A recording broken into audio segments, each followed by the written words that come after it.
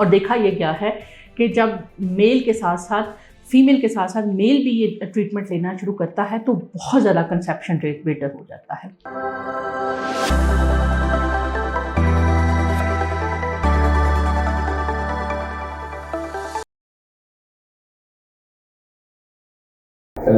जी अस्सलाम वालेकुम, मैं हूं डॉक्टर नाइला गायनी सोल्यूशन के फोरम से।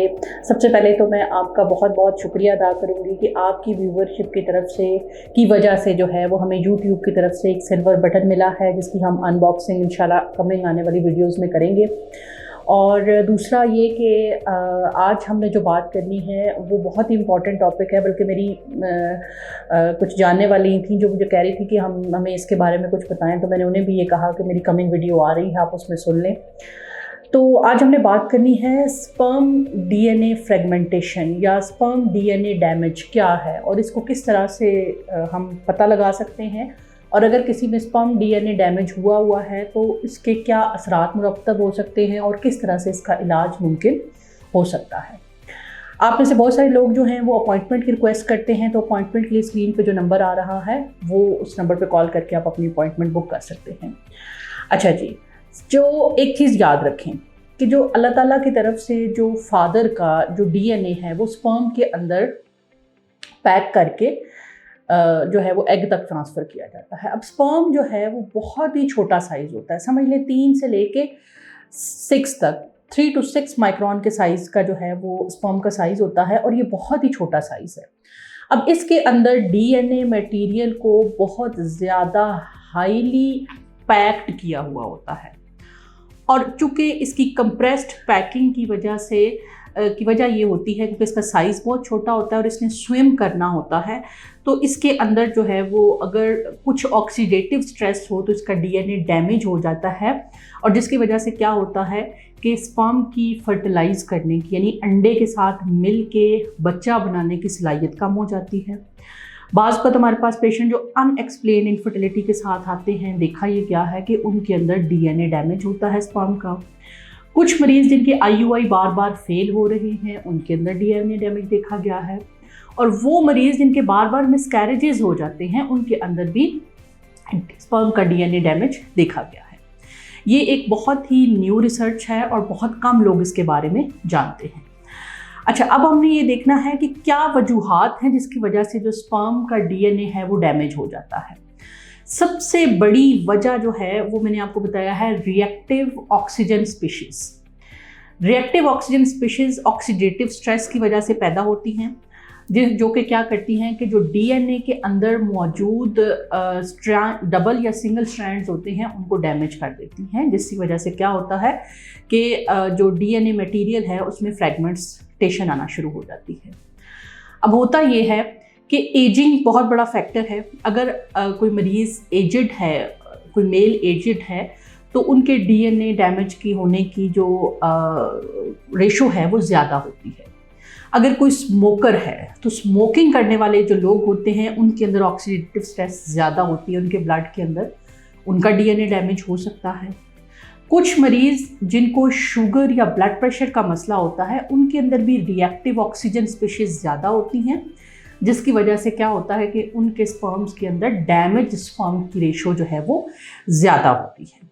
इसी तरह से वेरिकोसील यानी टेस्टिस के आगे पीछे की जो वेन्स हैं अगर वो डायलेट हुई हैं तो वहाँ पे ब्लड पूल रहता है, जमा रहता है। अगर वेरिकोसील का मसला है तो भी रिएक्टिव ऑक्सीजन स्पीशीज़ ब्लड के अंदर ज़्यादा देर चूँकि आपके लिटिक सेल्स के पास रहती हैं, जिसकी वजह से जो बनने वाले स्पर्म्स हैं उनके अंदर डैमेज का खदशा ज़्यादा हो जाता है।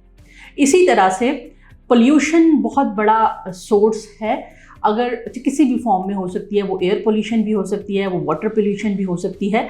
इसके अंदर भी कुछ ऐसे जैसे पॉलीफिनोल्स हैं, पॉलीइनोल्स हैं, ये जो है वो जब आप बॉडी के अंदर जाते हैं तो ये एक ऑक्सीडेटिव डैमेज करते हैं, जिसकी वजह से जो स्टेम सेल्स होते हैं जैसे कि स्पर्म हो गया उसको ये डैमेज कर सकते हैं। अब जिनका जो स्पर्म डैमेज होता है उसको किस तरह से चेक किया जा सकता है, उसको चेक करने का एक टेस्ट होता है, एक सिंपल सीमन एनालिसिस होता है। उसमें ये पता नहीं चलता, उसके अंदर सिर्फ ये पता चलता है नंबर ऑफ स्पर्म कितने हैं, उनमें से एक्टिव या मोटाइल स्पर्म कितने हैं और इनकी मॉर्फोलॉजी कितनी है, कोई इन्फेक्शन तो नहीं है इसके अंदर। जो इसके लिए खास किस्म का टेस्ट किया जाता है जिसे हम कहते हैं स्पर्म डीएनए फ्रेगमेंटेशन टेस्ट। इसको हम सीमन क्रोमेटिन एनालिसिस के साथ जो है वो टेस्ट करते हैं। इसके जो रिजल्ट आता है वो परसेंटेज में आता है। नॉर्मली जो 15% तक फ्रेगमेंटेड स्पर्म्स होते हैं उनको, या 15% से नॉर्मल कंसिडर किया जाता है, यानी 15% से या 15% से कम अगर रिजल्ट आया है तो ये नॉर्मल कंसिडर किया जाता है। लेकिन अगर 15% से ज़्यादा, 15 से 25% के दरमियान अगर रिजल्ट आता है तो उसको बॉर्डर लाइन कंसिडर किया जाता है। लेकिन अगर 25% से ज़्यादा आता है तो इसका मतलब है कि काफ़ी ज़्यादा स्पर्म्स के अंदर डीएनए डैमेज हो चुका है और इसको अब ट्रीट करने की ज़रूरत है। अगर मेल का डीएनए स्पर्म का डैमेज होता है तो क्या क्या हो सकता है? पहली बात तो ये है कि स्पर्म की फर्टिलाइजेशन एबिलिटी कम हो जाती है, यानी स्पर्म जो है वो अंडे के साथ मिलकर बच्चा बनाने की जो सलाहियत है वो कम हो जाती है। अगर वो बना देता है तो वो एम्ब्रियो कमज़ोर होता है, जिसकी वजह से क्या होता है कि वो इम्प्लांटेशन नहीं होती, और अगर इम्प्लांटेशन हो जाती है तो बाज़ औक़ात बच्चा ज़ाया होता है, बार बार मिसकैरेजेस की वजह हो सकता है वो। इसके अलावा बार बार आपका IUI या IVF ट्रीटमेंट फेल हो जाता है। जो अच्छे सेंटर्स होते हैं वो जब एक IVF फेल होता है तो उसके बाद एक दफ़ा जेनेटिक टेस्टिंग स्पर्म की कर लेते हैं before going to the next attempt. इसी तरह से अब ये देखना है कि इसका इलाज किस तरह से किया जाए।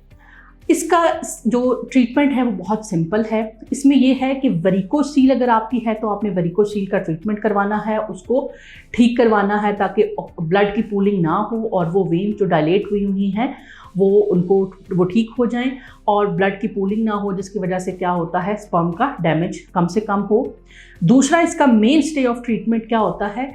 एंटीऑक्सीडेंट, जिंक, विटामिन ई, ग्लूटाथायोन्स, ये वो सारे एंटीऑक्सीडेंट्स हैं। एलार्जिनिन जो स्पर्म के अंदर रिएक्टिव ऑक्सीजन स्पीशीज़ को कम करती हैं। जब रिएक्टिव ऑक्सीजन स्पीशीज़ कम बनेंगी तो जिसकी वजह से क्या होगा कि जो स्पर्म है उसकी जो डैमेज होगा वो कम होगा। इसी तरह से कुछ लोगों को लाइफस्टाइल मॉडिफिकेशंस का हम कहते हैं, जैसे अगर आप स्मोकर हैं तो आपको स्मोकिंग कम करनी पड़ती है। आपका वेट बहुत ज़्यादा है तो हम आपको कहते हैं कि अपना वेट कम करें। और इसी तरह से अगर कोई बहुत ज़्यादा एक्सरे एक्सपोजर है, आपका किसी ऐसे इन्वायरमेंट में रहते हैं जहाँ पे जो डैमेजिंग रेडिएशंस का एक्सपोजर होता है तो उसको भी हम आपको अवॉइड करने का कहते हैं।